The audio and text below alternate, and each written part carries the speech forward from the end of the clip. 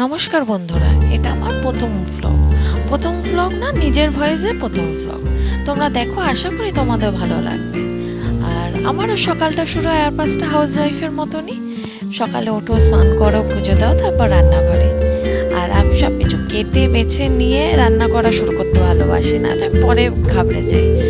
আর আজকে যেমন মাটন হবে আর পুঁই শাক হবে, আর পুঁই শাকটা প্রায় রান্না হয়েই এসছে।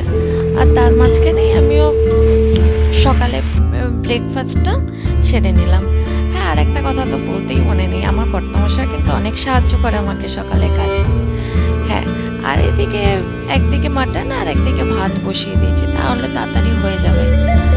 যেহেতু আজকে ছুটির দিন, তাই রান্না হতে অনেক দেরি হয়ে গেল, বেশ দেরি হয়ে গেল।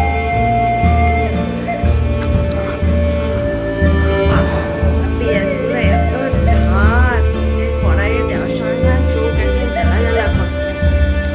হ্যাঁ, তোমরা দেখে বলো কিন্তু মাটনটার কালার কেমন হয়েছে। আর এদিকে তো বাবা ছেলে বসে পড়েছে আজকে জুসারে জুস করতে, প্রথমবার জুসার নামানো হয়েছে।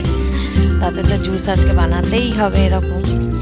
আর তারপরে ছেলেকে স্নান করিয়ে ছেলেকে ভাত তো তাকে খাইয়ে দিতে হবে, সে হাত দিয়ে খাবে না। হ্যাঁ, মাঝে মাঝে খায়, তবে দুপুরে ভাতটা তাকে খাইয়ে দিলেই, বাচ্চা মানুষ তো একটু খাইয়ে দিলেই পেটটা ভরে ঠিক করে খায়।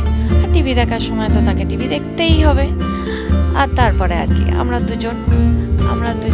দুজনার দুপুরে খাওয়ার নিয়ে বসে পড়লাম। আবার কর্তামশাইয়ের অফিস আছে, সে অফিস বেরোবে। আর তারপর সে বেরিয়ে গেল, তখন আমি দরজায় তালা দিয়ে দিলাম। এবার একটু রেস্ট নেব।